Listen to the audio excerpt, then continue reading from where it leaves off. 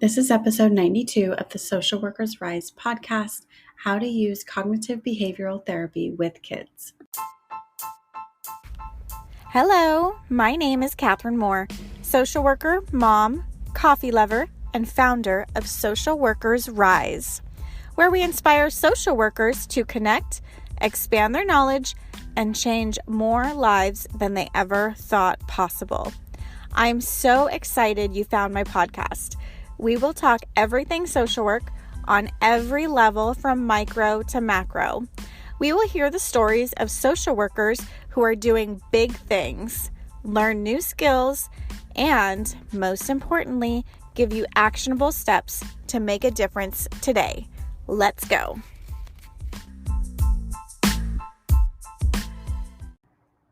Hello, and welcome to episode 92 of Social Workers Rise. It is your host, Catherine here. This week, we're going to be talking with Laura Swanson about how to do cognitive behavioral therapy with kids. So Laura Swanson is a licensed master social worker based out of New York City. She is the founder and CEO of the Social Work Bubble, which she started in 2019 and has grown this organization to include treatment tools, resources, a podcast, a social work course, and licensing tutoring. She is a busy, busy woman. She graduated from Columbia University with her master's in social work and is passionate about creating a community of support for social workers to thrive. I love it. This is what we are all about too here at the Social Workers Rise podcast, just creating that community of social workers to really support each other, to go further, to go faster, and to make more impact. So I'm really excited that Laura was able to come on the podcast and talk about one of her specialties. When I had asked her about her shop and the types of resources that she had, doing cognitive behavioral therapy with kids was one of those tools and resources. And I said, oh my gosh, we must do that. We must do a show doing CBT with kids. So I'm so incredibly grateful for her being here, sharing her knowledge and her wisdom with us. We're going to listen to a quick ad from our sponsor, the Rise Directory, and then we'll hop right into the interview with Laura.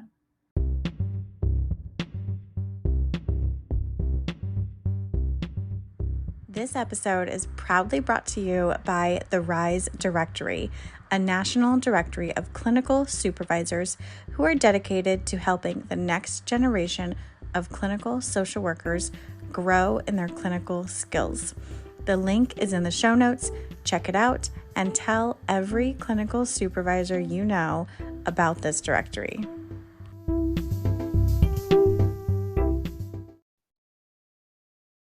Hello, and welcome to another episode of Social Workers Rise. Welcome, Laura. I'm so happy to have you on the podcast today. I'm happy to be here. I love connecting with other podcasters because it's one of those things where you just get it. You know how it works, you know the flow. Yes, it makes it really fun. Yeah, for sure. I love your podcast. I'm wondering, can you tell us a little bit first, before we get started, about your podcast? Like, who are you? What do you do? And how did you decide to start your own podcast?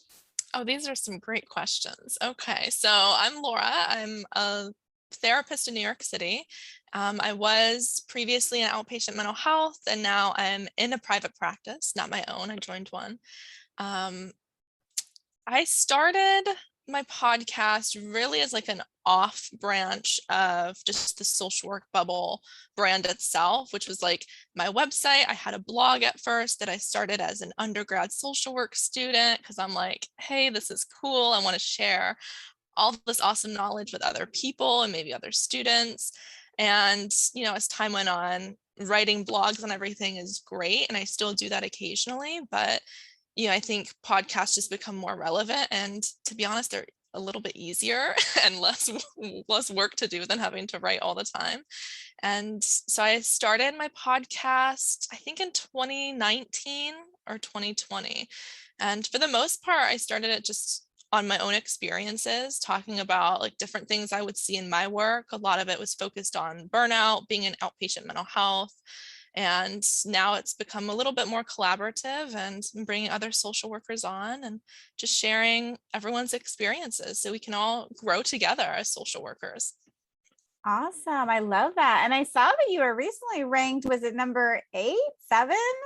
Yes, I think it was 8. So it's pretty good. Yes, congratulations. Thank That's you. amazing. Yeah, I didn't even realize that was a thing until I think you sent it to me. And I was like, oh wow, that's pretty cool. That's awesome. Awesome. Well, I'm so grateful to be able to talk to you today. And you have some really great tools that you have come up with on your oh my gosh, what's the word of the My Etsy shop. thank you. Yes, Mm-hmm. on your Etsy shop. I was on there looking, and it inspired us for this topic today on how to do CBT with kids, because Mm-hmm. that's an area that there are 2 areas that we know about, but not necessarily how to combine them together. Mm-hmm. So I'm wondering, can you kind of break it down? Like, we'll start from the beginning. First, what is CBT? Right. So CBT, short for cognitive behavior therapy, because as social workers, we love acronyms and shortening things. And I like to think of it as like the triangle, right? We have our thoughts, our feelings, our behaviors. And essentially, we can see like when we're in a different situation, we have automatic thoughts that are triggered. What we think then can impact what we feel. What we feel impacts how we react and behave. A lot of the times, like for example, if someone has anxiety or like social anxiety, so they're going into class and they have to public speak and do a presentation, they might think to themselves, I'm going to embarrass myself, I can't do this. That'll cause them to have anxiety, and then maybe they call in sick and avoid doing the presentation. So the cycle kind of reinforces itself, and part of CBT is being able to break down that cycle. So being able to change the thoughts that cause maybe uncomfortable feelings, and also being able to change the behavior, whether that's through coping skills, whether that's through not avoiding things, and then we're able to really just live a better quality life. It's so powerful. And especially when you can teach people and kids how to do that at a young age. Mm-hmm. I mean, it's so important because especially kids, they deal with feelings that they don't even understand. All of a sudden, they just like feel these things. And I think a lot of the times it can come across as anger or just like intense emotions. And there's like little humans that don't know what to do. And so being able to teach these skills can be so powerful and really impact them as adults. Like they're the ones that'll come up in generations to come and raise their own kids. And we can really change generational issues by just education. For sure. And then once we educate them, then they can also begin to help their friends and be that listening ear and go from there. And like you said, I mean, we're breaking generational cycles because those little humans grew up to be big humans that still don't have the words for how they're feeling. Absolutely. And then we just get really angry people all the time that maybe don't make the best decisions and have difficult relationships, and potentially their own mental health concerns have worsened because it was never addressed. Yep. Yep. So true. So what types of issues can CBT help to address? Like what does the research say that it really helps? Yeah, I think this is why I love CBT so much, is because it does a lot. I mean, it really helps a lot of people with a lot of different issues. Primarily, I see a lot of anxiety and depression, and I know those are the 2 biggest things. But it can help with substance use disorders, with eating disorders, with OCD.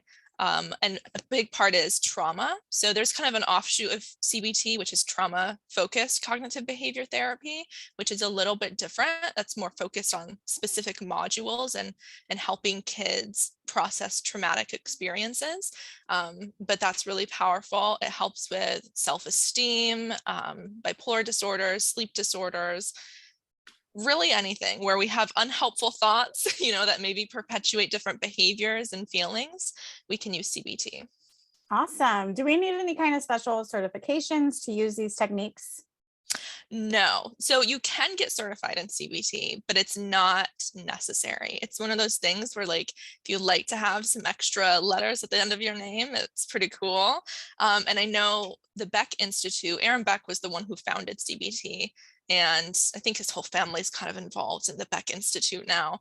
But I think used their book when I was in grad school because I specifically took a course on cognitive behavior therapy because I knew I wanted to be a clinical social worker, and kind of specialize in that area. But for the most part, you just want to obviously practice within your area of expertise, take trainings. There are trainings out there, stay informed. I have the cognitive behavior therapy like handbook by the Beck family.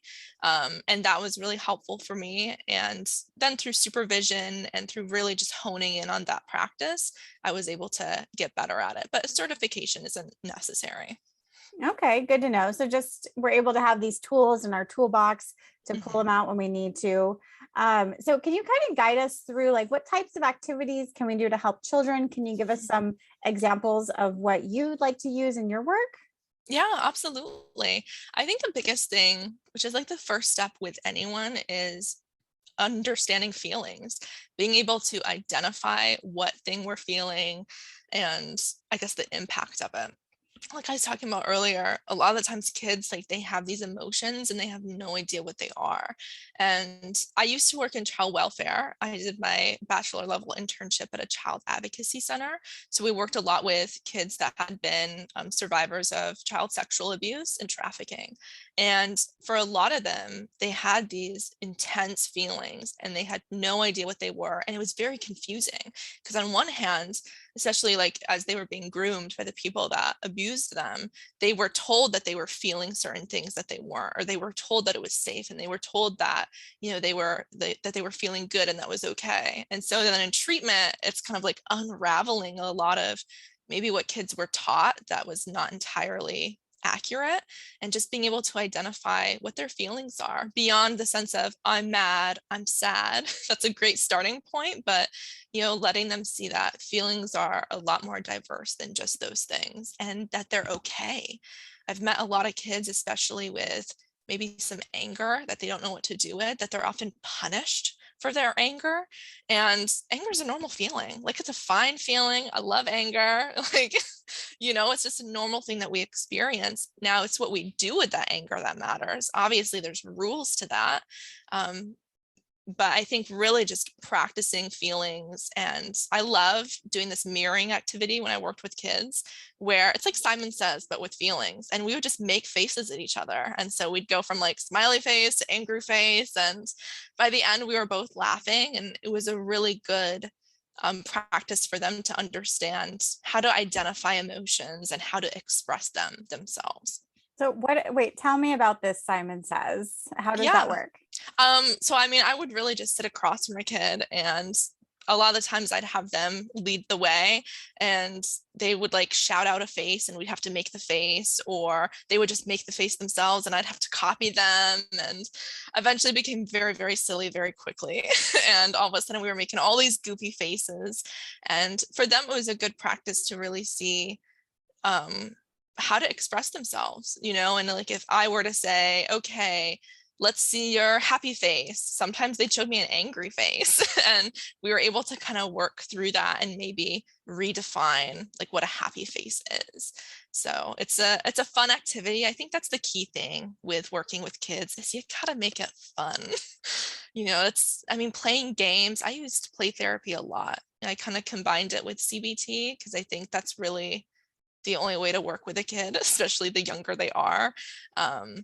And to make it fun, CBT doesn't have to be complicated. It can just be like, playing games. I tried to have like costumes and dress up because I love it. I love using kids' imaginations because they're so great and they have so many creative ideas and they're really just a plethora of imagination. So being able to use that in session and explore being a princess and a dragon and all of these different things, that in itself shows, I guess, what things they value, and what emotions are important to them and what things maybe they're seeing a lot. It's important to see.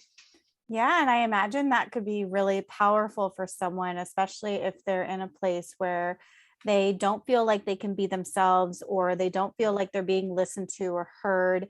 And then to have that space with you and, with other social workers to where they can just play, they can just be themselves, they can be Mhm. spontaneous, they can act how they want. It seems like it would be such a freeing experience to even just Mhm. have that little bit of time every week to just be themselves and to like discover who that is. Like, who do they want to be? What do they like? What do they talk about when given the chance? Absolutely. I mean, for kids, so much of their life is dictated to them. And I just love using empowerment because I think so often kids' voices and needs are not heard or they're ignored. Maybe they're seen, but they're not listened to. And so for me, it was important to create that space where they really could just be free. I even um, with some older kids I was working with. They love Roblox, they love video games. And I was a little apprehensive at first because I'm like, can you really play video games in therapy? I don't know. But I did. And I had them use my computer. They showed me their Roblox account. And if anything, it was a really good practice of like setting boundaries with people. And like if another user said something hurtful, like how do we deal with that? Like what can we say? What did that make you feel? Because you're also doing these things that kids take home like in real time. I think a big thing that we do is we often almost like idealize what kids experience and we don't make these skills actually practical for them to take home.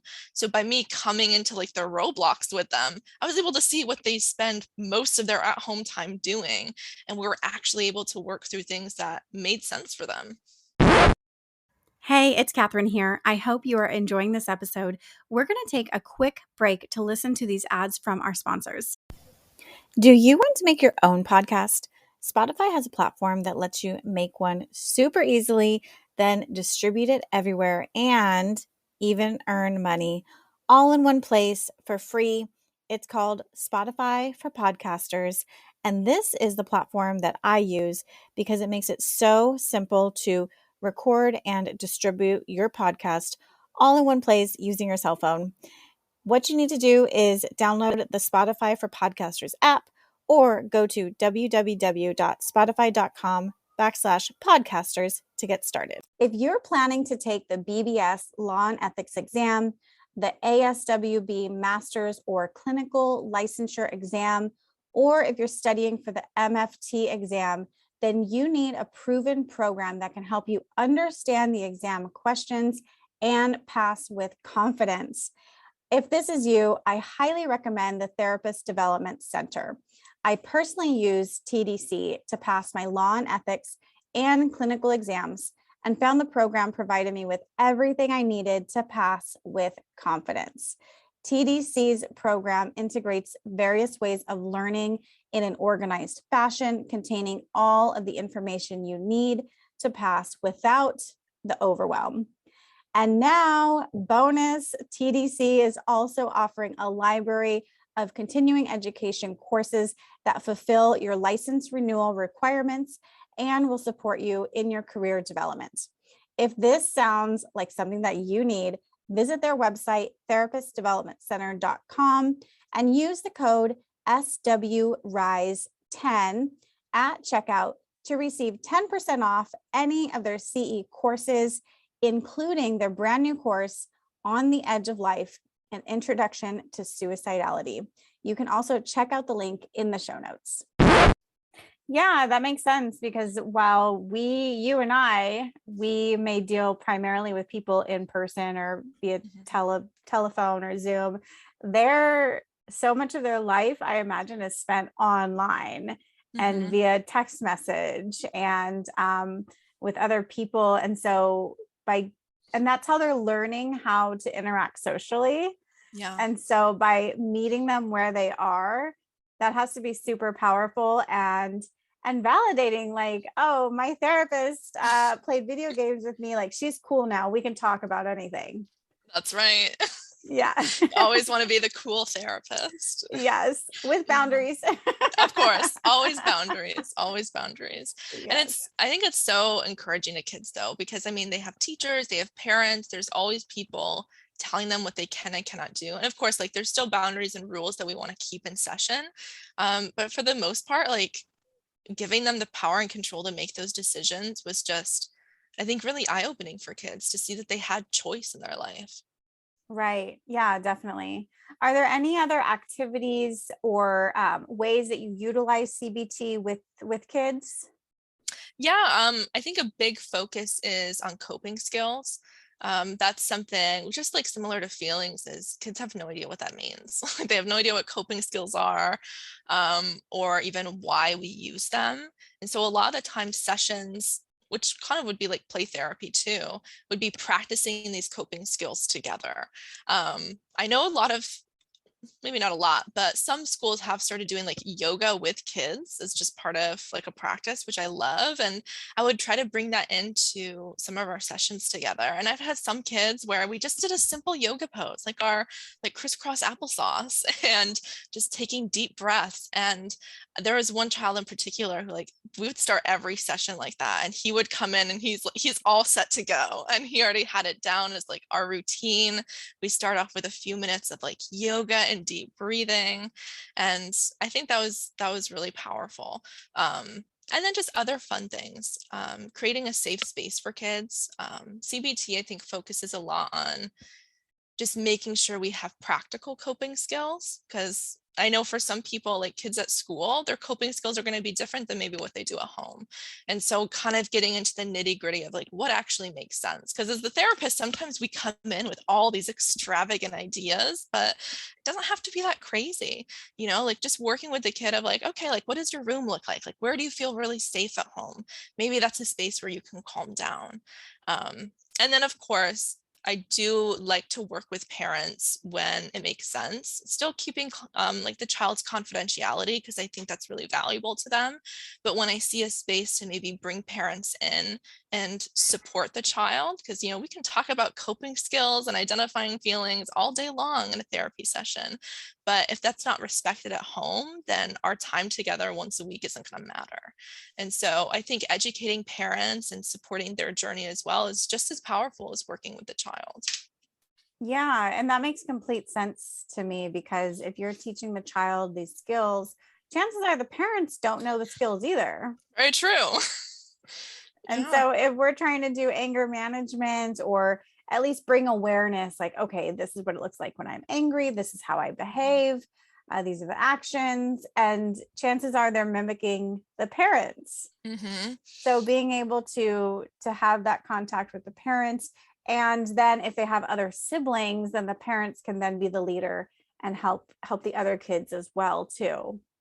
Absolutely. And that's where I think that real generational change comes in too, is really through working with one child, you can change an entire family, and then through that, I mean, it's really like a domino effect. So it can be really powerful. And I mean, I think really what I love about CBT is that it's empowering, that kids really see these aren't just like crazy emotions that are just going wild. Like they have control over them, and they can have control over their life and their experience and how they respond to other people. And it can be really special to see that growth happen. Yeah, for sure. And I imagine too that they're also able to then see patterns. Is that right? So if something's happening at school and you point out the CBT, flow, I guess you will, then being able to recognize, oh, when this happens, I get triggered and I get Mhm. mad. And then but eventually, hopefully they could stop that flow. I don't know if I'm making sense. Yeah, you are. Okay. Absolutely. Yeah, it's changing the cycle, right? We kind of talked about that triangle of CBT, the thoughts, feelings, and behaviors. And I think the more you kind of talk about different situations, I'd just break it down with kids saying like, oh, like what happened that made you upset? And just through that conversation, we start to identify those patterns and those cycles coming out. And then eventually they're able to do it themselves, and they're able to see, okay, let me use some coping skills or use my words in a helpful way. And especially when we're talking about changing behavior, like when kids are feeling angry, I loved to do stop, think, do. And for one child, we would literally like do a little dance and we'd go like, stop and think, and then like do something that's helpful. And so just making it fun. I mean, kids love fun things, and that in itself builds rapport. And the therapeutic relationship is the most powerful tool you have in any kind of therapy. And so being that safe space for kids. Definitely. What would you say is the minimum age or the youngest age that this would be helpful with? Yeah, I think the youngest client I've done CBT with was 5. And even then, it was still mostly feeling based and like play therapy based. So a lot of it wasn't so much like pointing out the patterns and pointing out like the cycle, things like that that they would just not understand at all. It was really just like those feeling faces games, making sure they understood what feelings were, and also like having rules to our feelings. So a lot of it was mostly identifying feelings and then coping skills to help us deal with those feelings. And then we use play therapy to kind of put it into practice. Like if we play a game and they're losing, all right, maybe let's take some deep breaths. Or I know a lot of people like the pinwheels for deep breathing, or blowing bubbles, making deep breathing a little bit more fun. So that's always helpful. Yeah, awesome.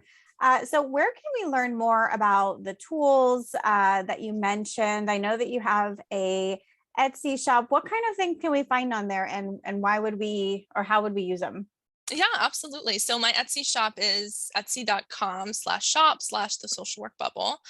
Um, I have a lot of resources on there. I actually have I made a bundle. I think it's like a 16-page CBT bundle specifically for kids.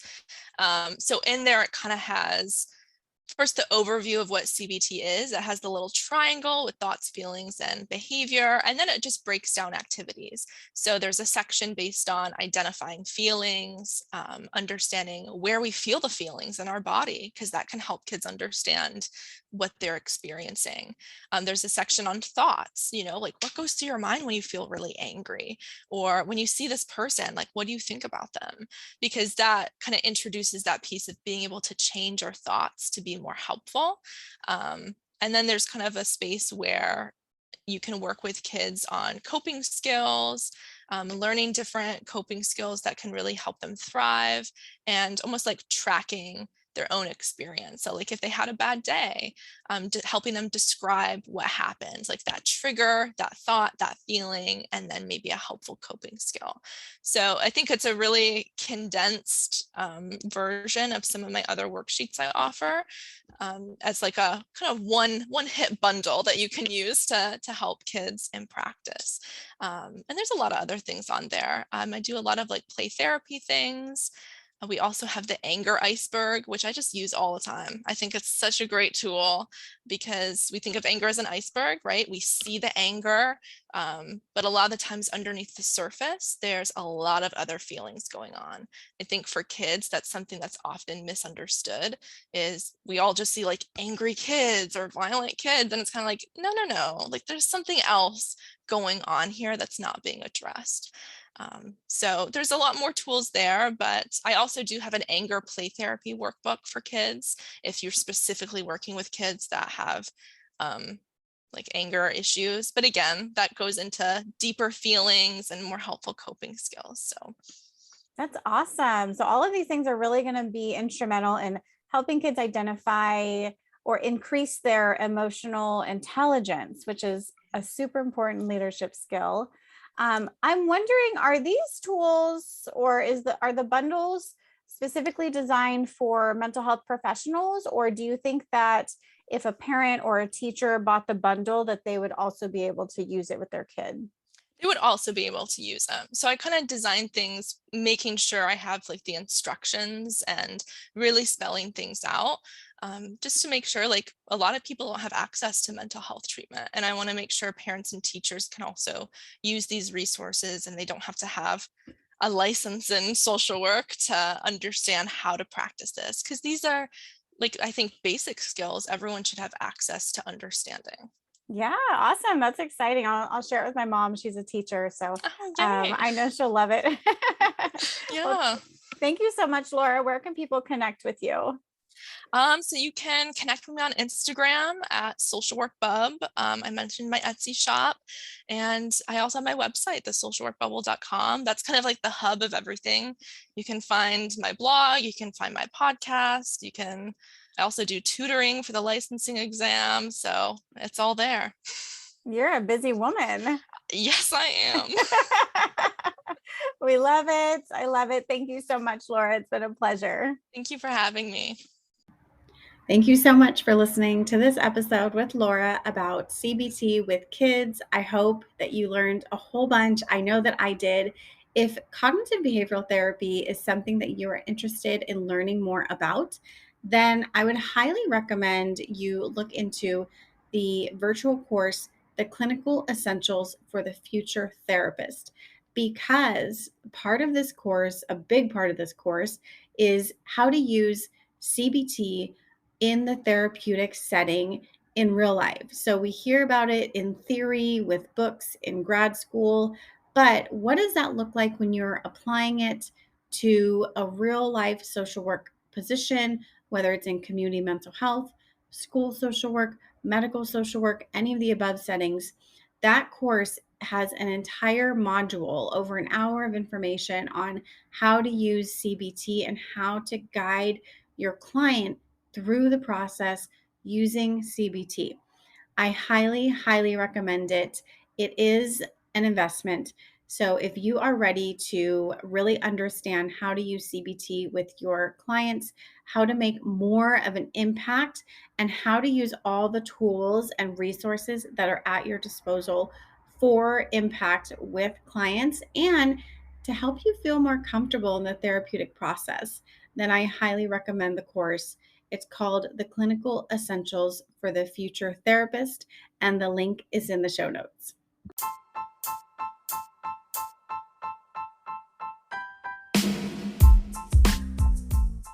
Thank you for joining us on another episode of Social Workers Rise. If you loved it, please open up your iTunes, tap the 5 stars, and leave a short note on why you love listening to the Social Workers Rise podcast. Also, if you want to share it on social media, I absolutely love it. You'll have me fangirling all over you. Take a screenshot and share it and tag me at Social Workers Rise on Instagram and Facebook. Lastly, just want to leave a little bit of legal disclosure here that the information, opinions, and recommendations presented in the Social Workers Rise podcast are for general information only, and any reliance on the information provided in this podcast is done so at your own risk. This podcast should not be used in place of professional advice, therapy, or clinical supervision. And with that, my friends, I'll talk to you next week.